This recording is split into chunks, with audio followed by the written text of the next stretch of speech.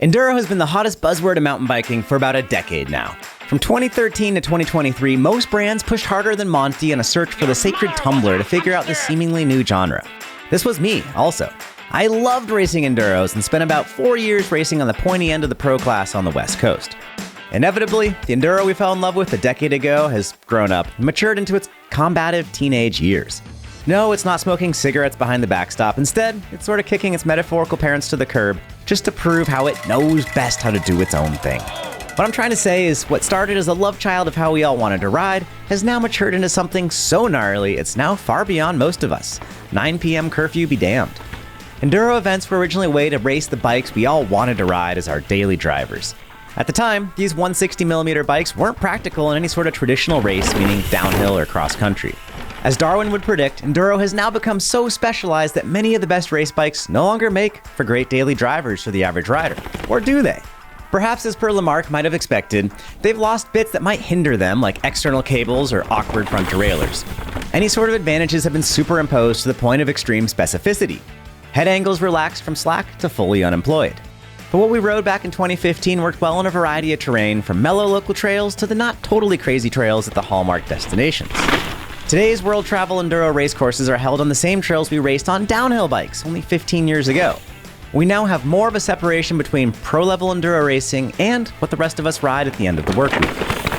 Enduro is awesome, so are my friends over at Endura, and they made this video possible. I want to just be completely transparent about all this stuff before we get into the video, before we get into any tech talk. I am not sponsored by any of the bike brands in this video. They all sent me loaner media bikes that I have to return to them when I am done. Out of all these bikes, I am still riding the Yeti and the Ibis. I will need to return both at some point. Most of the videos I've made about these bikes thus far were sponsored by my friends at Jensen USA. Jensen does sell a bunch of these bikes. I'll list all those bikes out in the description below with links over to Jensen. From those links, you can learn about pricing, actual geometry details, colorways, all that stuff. And then anything you purchase from Jensen, whether it's a bike or Enduro apparel, that'll help support my channel. So big thanks in advance.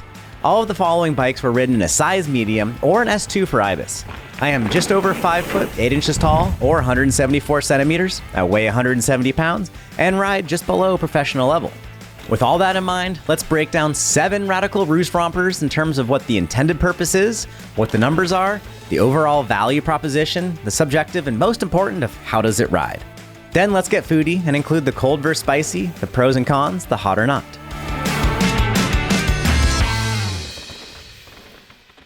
Orbea Rallon. The intended purpose of the 2023 Rallon initially seemed to be Enduro racing, then it seemed to be the Pink Bike Academy. The company is testing between the World Series and their home mountains in the Basque region of Spain, and seems quite focused on this direction, but doesn't really have the same race-only blinders that some of the other brands might, which is a good thing. The rest of these bikes are, as I published this, all current. However, the 2023 Rallon that I rode was quickly replaced by a newer 24 model, which, as you might expect, features supposedly more extreme geometry.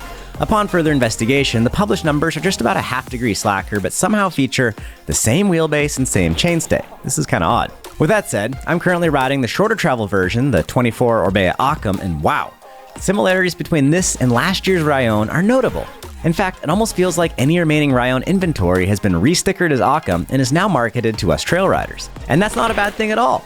I'll publish a fancy video all about that new Rallon once the weather is good enough to finally do so.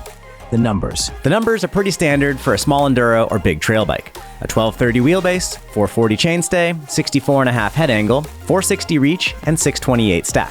That's only slightly beefier than the Ibis Ritmo. Props to Orbea for not getting too crazy with these numbers. Value proposition. As for value, if you can find a 23 model year, expect about a 20 to 30% discount below original MSRP. That's a really good deal. That old bike was plenty good. How does it ride?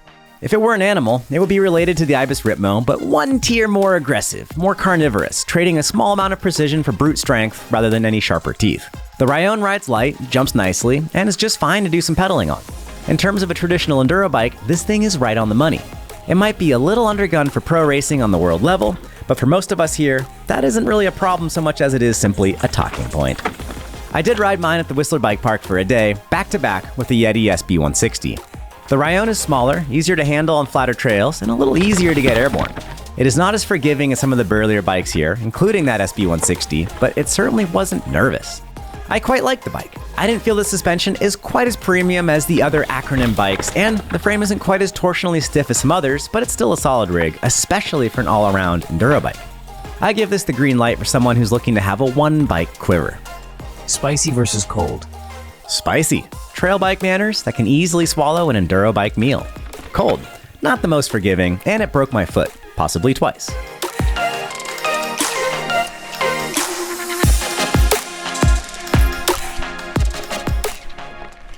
Here in the Northwest, the wintertime is one of our favorite times of the year to ride. We're lucky enough to have soil that drains very well, so we're able to do a lot of time on the bike. What you can't see on camera, my water bottle is literally frozen solid. It's way colder than it might look. Now, because it's so cold, it's really important that you have a good quality cycling kit. A few years ago, I used my industry purchase pricing at Jensen to get a whole bunch of different gear sets from different top brands. To this day, some of my favorite stuff is the Endura product. As a result, Endura is sponsoring this video. Huge thanks to Endura. Many of you have asked in the comments what I'm wearing to ride in the wintertime, so let's go through the 4 most essential items for me in my climate.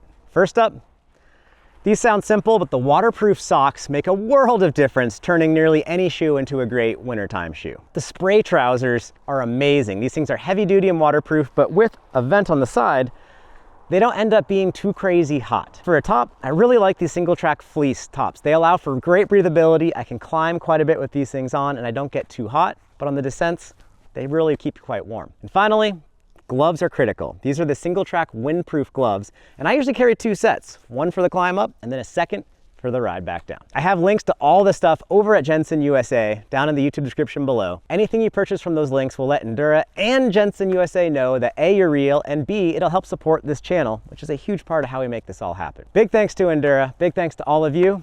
Let's get back on the bike. Transition Spire. Unapologetically large and in charge, the Spire is the bike you reach for when you want to throw all caution to the wind and absolutely send. Postage be damned. The Spire isn't really built for enduro racing, it's more built like a little downhill race bike that can still be pedaled, sorta. It's only 165mm of rear wheel travel, but utilizes near downhill bike head angle and wheelbase numbers. Transition is located only 15 minutes from my home, and they built this bike for the trails that I don't film on. None of the other bikes here are really comparing all that close to the Spire, but the bike is certainly popular for many legit reasons. If you're at all nervous for your local cool guy trail, then this is the machine to boost your confidence. The numbers. The numbers are a bit unique. A 1257 wheelbase is the longest here. A 446 chainstay is also the longest. A 63 head angle is slackest. We find a familiar 460mm reach and a low 619 stack. What's unique about all this is the massive wheelbase, yet standard size reach. The super slack head angle and the long back end are to thank for that overall wheelbase. Value proposition. These tend to hold their value quite well, and if you go through a dealer, you can likely negotiate some better pricing, as this bike has not seen an update for a few years now. How does it ride? It's a monster of a bike. The normal sized reach measurement means the rider can really provide meaningful input to the ride, but the long wheelbase will keep them flying straight and true. This in turn builds absolute rider confidence. I had fun on the Spire when I was absolutely on gnarly terrain, especially with do or die sends. If I felt like risking my ability to chew in order to have a good time, this was the bike. It's quite predictable in the air. At the same time, I got bored on the Spire when riding standard dad trails, rated single black, blue, or please don't tell the guys at Transition, even green. The Spire would be best accompanied by a second bike, something quite a bit smaller. While the Spire does pedal just fine, it's so long that it takes a lot of focus and energy to get it through single track climbs. Almost like when you come home from a Willie Nelson concert and your parents are still awake, asking you how the concert was. Suddenly, you've got to focus really hard just to communicate the simplest of ideas. The Spire is kind of similar. I would not want to race the Spire at any local events. On the EWS level, sure, the Spire would do just fine. But for easier events, I think you'll be using a lot of energy simply trying to wrangle the beast when tangling with those more ordinary trails. I'd rather race something slightly smaller, maybe like a Sentinel. Spicy versus cold. Spicy. Go ahead and get wild, the Spire will not be holding you back. Cold. Do you always want to get wild? Yeti SB160. I have been loving the SB160. Yeti has been a top brand in the enduro race world since day one. Heck, Yeti has always made a disproportionately large investment in racing compared to their medium company size, which has made them an awesome brand in my opinion. I love how they set a tone back in the 1980s and have stuck to that ever since, with slight tweaks as needed to keep up with the changing times. Yeti's following is amazingly strong, and they've really earned that. The SB160 is, as Yeti appropriately claims on their website, pure race machinery. The numbers. A 1246 wheelbase is long, though not the longest here. A 439 chainstay, a 64 head angle, and the bike is big, but not crazy big. The second longest reach here at 465 millimeters and a 620 stack. Nothing here is too unorthodox. It's big, but not trying to live by any biggest gimmicks. I appreciate that Yeti has let their racers do the marketing rather than trying to hype up some trendy numbers. Value proposition. This one is somewhat unique. Yeti is asking an unrealistic price for the frame-only option, but the complete bikes aren't all that crazy for the included value. I've been riding an SLX-equipped version that utilizes factory-level Fox suspension, and this configuration had an MSRP just below $7,000. Considering the used market premium that Yetis generally claim, I felt it was a fair price for a bike that I've had zero parts issues with. Remember, Yeti doesn't cut corners by speccing junk components you'll need to replace. Today I see a 20% discount available over at Jensen USA, which brings the price into a very competitive zone. But remember, value isn't just what you pay for the bike when you order it. Value is also opportunity cost. And if you're on a road trip with the Yeti and have some sort of a problem, there is a very real dealer network for support, as well as multiple online retailers that also stock Yeti parts. Yeti is also a mature enough company that they won't disappear any day soon. It's worth mentioning that I recommended my co-parent to purchase an SB130, and she's still enjoying that bike to this day. How does it ride? I started riding the SB160 while it was pretty muddy and slow, and it was a challenging bike for me to enjoy at first. But luckily, that would definitely all change. I've tried 3 rear shocks on the bike, and I'm realizing that for me and my riding ability and speeds, the stock X2 rear shock is a bit more damping than I really need. I was able to get a much poppier feel by adding some volume reducers, but when I went to an aftermarket Fox DHX coil, the bike really opened up. I'm only 170 pounds, so if you're heavier than me, or faster than me, or have a more wheels-on-the-ground riding style, this will be much less of an issue for you. Regardless, once I got the bars nice and tall and spent some time on the bike, I found myself really enjoying it. The SB160 hits the sweet spot between an all-around trail and all-mountain rig and a true race bike. It's big, but still efficient, and was just as much fun at Whistler Bike Park as it was in my local blue trails. Spicy versus cold. Spicy, perhaps the most versatile between proven pro racing results and still being fun on mellower stuff. Cold, you gotta hunt a little bit to find a true deal.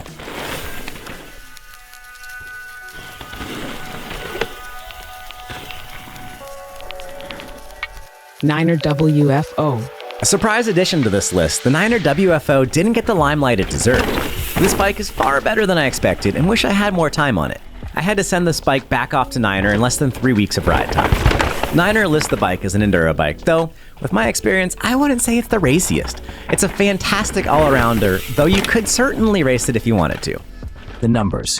A 1227 wheelbase, a short 438 chainstay, a 64 head angle, a short 450 reach, and a great stack height of 631. It's worth mentioning the bike uses a 180 fork with a 170 travel frame, so this is basically the opposite of the Transition Spire. More travel, less wheelbase. Value proposition. Currently, these are 40% discounted, and it's hard to go wrong at that price. The frame seems durable, and they've been out long enough that I haven't heard of too many issues. Niner's future as a company has me a little concerned, as the corporate overlord of the company just forced them to leave Colorado and head up to Ohio, of all places. While Niner does list a good dealer network, I question how dedicated many of those dealers are, as Niner's sales strategy hasn't been the best. They haven't had the most consistent management over the last few years. Hopefully Niner will endure the next 24 months. How does it ride? With a 180 fork and a 170 travel frame, yet a short wheelbase and feel, the Niner is a blast. The bike combines the capability of a very long travel with the maneuverability of a shorter bike. The result is that the thing is really easy to play on, easy to jump, and just a lot of fun on descents. The shorter wheelbase won't be as stable or fast as an SB160, but the bike is definitely easier to play around on. I had to deal with a lot of pedal strikes on the Niner. I didn't have enough time on the bike to really sort this out, but I can report other high-level riders have had similar issues. I wonder if the bottom bracket was actually lower than Niner claimed. Raising the bottom bracket via the built-in adjustment helped some, but the suspension performance, which was at first amazing, suffered with the geometry adjustment. As a result, I'd recommend this for flowy, faster, jumpier trails rather than pure backcountry, chunder-filled pedal fests. It would have been nice to try 165 cranks and spent more time on 2.6 tires, but alas, that just wasn't a possibility. Also, trying a Fox Floatex rear shock would have been really nice. Spicy versus cold. Spicy, a different type of fun, using easy geometry but ample suspension. Cold, a little challenging to pedal in the rough.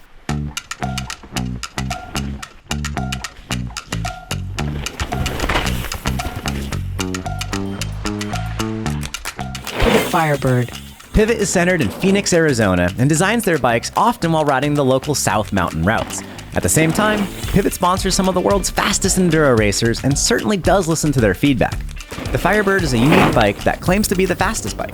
The reality is that it's still very well-rounded, but I don't think I'd say necessarily fastest. The numbers. A 1239 wheelbase is a result of a 64 head angle, a very short 434 chainstay, a 468 reach, and an ample 627 stack. The Firebird is a big bike for being a medium size, yet still has a short back end. Value proposition. Pivots do hold their value quite well. They are a high-quality, high-end bike and have a great dealer network. Pivot's also a very actively growing company. I would absolutely recommend Pivot bikes from an experience standpoint. There are some discounts online of 23 models, which makes them a really good value. Normally, Pivot does charge a premium. How does it ride? The short back end of the Firebird was the first thing I noticed. I think this comes from the bike being developed in Arizona, where you have loose over hard pack, which means amazing traction until you're sliding. I like this bike on the slower speed, tighter trails I most often ride, as the longer front end creates an overall fast bike. The geometry wasn't too extreme, and I was fine doing longer rides pedaling all over the Firebird. It's a race bike that would do well on the rougher local tracks and doesn't rely on pro-level courses to be valid. If you want a bike that is absolutely stable and excels with the wheels on the ground riding style, perhaps look for the SB160 or even a Spire. Now, if you want a bike that is fun, responsive, pedals amazing, and jumps nicely, then consider the Firebird. The short back end will require more rider skill than the bikes that have a longer back end, so make your choice appropriately. Spicy versus cold. The Spicy. This is an all-around ripper on a proven platform. The Cold. This bike will require you to have some skills.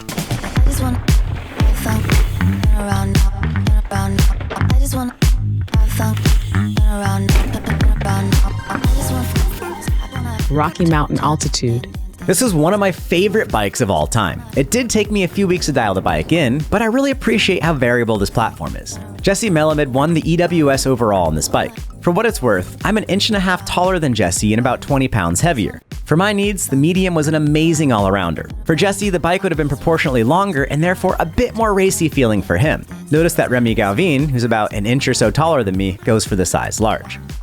The numbers. The Altitude has 3 different geometry settings. There are also 3 different settings for the suspension and 2 different settings for chainstay length. I preferred the neutral geometry with the most progressive suspension ratio. The short 1217 wheelbase results from a 64.8 head angle, 437 chainstays, a reach of 453, and a stack of 622. Nothing crazy with these numbers, and in fact, the reach is now on the shorter side. Value proposition. Rocky Mountain bikes have a slightly higher retail value in the USA than some of their competitors, but I do think the pricing is valid. The amount of spares and extras that come with the bike, from the spare chainstay protectors and down tube protectors to a full chain guide and bash guide, along with the spare one-up tacos, not to mention the versatility with the adjustable geometry, and you get a lot of bike for the money. Unfortunately, the US dealer network is not as strong as some of the other options here. Today, you can find 2023 models of the Altitude significantly marked down. How does it ride? Before we get into how I rode my Altitude, with the 3 geometry settings, 3 suspension settings, and 2 chainstay options, the bike can be tuned to excel in many different ways. When I was riding this bike, I was traveling a lot, riding in Washington, Alaska, and Arizona. I was riding backcountry pedal access trails and configured the Altitude for my needs. I loved how it felt somewhat similar to the Ripmo, but with more on tap in terms of suspension, and a slightly easier to jump feel. I would absolutely run the Altitude for enduro racing, though many local events would be great with the shorter travel Instinct version of the bike. Part of why I liked this bike so much was the shorter, more nimble wheelbase. On the trail, it would often feel bigger than the Ripmo, but it still turned on a dime. The SB160 is less playful, but happier at speed. The Orbea Rallon is more nervous, despite a longer wheelbase, and I preferred the suspension feel on the Rocky, both in terms of pedaling, maintaining speed in the chunder, and when it comes to popping off random jumps. The Altitude felt more playful than the Firebird, but also even more fun and more balanced. What it gave up in pedaling efficiency, it retained in having a wider variety of suitable lines and in better fore-aft balance. Rocky really hit the nail on the head with the Altitude. Spicy versus cold. Spicy, an awesome all-arounder, can be adapted to fit your tastes and needs. Cold, not the most common in the USA, but drive an hour across the border and everyone will have one.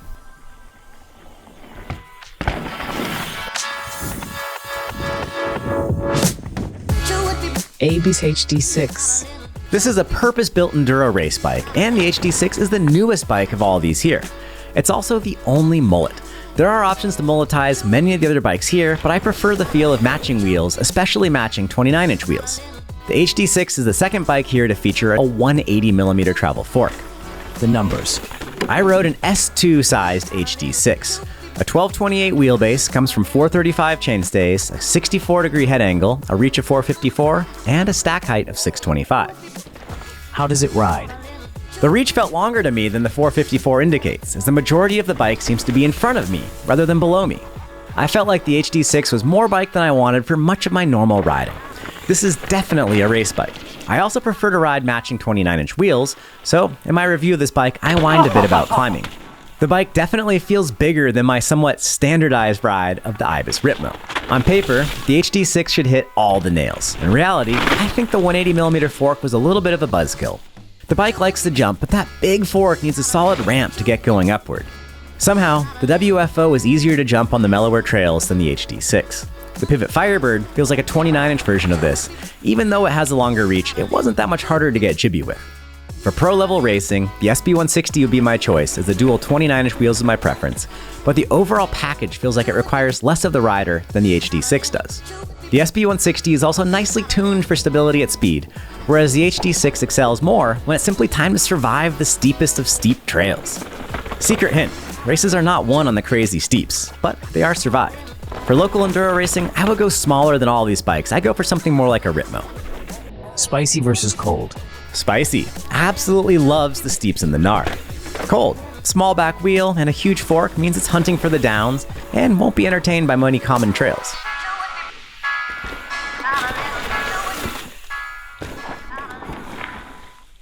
Conclusion. I had fun on every single one of these bikes and did learn a few things about modern day geometry. I prefer bikes with about 630mm of stack and ideally a reach measurement somewhere between 460 and even down to 450. I tend to prefer chainstays 440 or shorter and wheelbases below 1230 for most normal riding. A 63 head angle is a lot to manage on the climbs, and anything below a 65 will handle my cornering style just fine. But please, no steeper than that 65. I can absolutely see a use case where each one of these bikes would 100% be the right choice. Similarly, I can also see places where I would definitely not want each bike. I can't really pick out one favorite or anything like that, as some of these bikes have been released for quite a few years. My tastes have likely somewhat changed. Where I live and ride mostly, the Rocky Mountain altitude was a real treat. For riding the gnarlier trails and going faster, the SB160 was a little more stable. You could say the SB160 is a little more of a modern racer, all while sacrificing very little on the easier stuff. The HD6 and the Spire are both great if you live at the bottom of a huge mountain with no low-angle trails to worry about. Get the HD6 if you want more maneuverability, get the Spire if you want supreme confidence. The Firebird can ride your local trails and race quite well, and you won't get bored with the fun back end. The Firebird pedals very smoothly, and if outright acceleration is your jam, the Firebird is your bike. The Rallon is certainly an amazing do-it-all bike. The altitude is slightly more my style than the Rallon, but both bikes do make excellent one-bike quivers. Heck, even the WFO is very valid with a super fun overall package that still pedals quite well. I know that was a lot of information. If you are looking for a new Enduro bike, which one should you get? Well, it's up to you. All these bikes are really good bikes, and I wouldn't hesitate to buy or recommend any one of these. And if you are bike shopping, there's so many discounts to be had right now. Hit those links in the description, see what Jensen has available. As I publish this, they have a bunch of discounts up, so that might factor into your choice a little bit. With that said, big thanks to all of you for watching. Please scroll down, hit that little subscribe button. If you're on the East Coast, we'll give you another moment. You guys found it? Okay, cool. Huge shout out to my friends over at Endura. Thanks to Endura for sponsoring this video. I've got all the Endura stuff linked to below as well. Thanks to all of you. Peace and wheelies. I'll see you in the comments.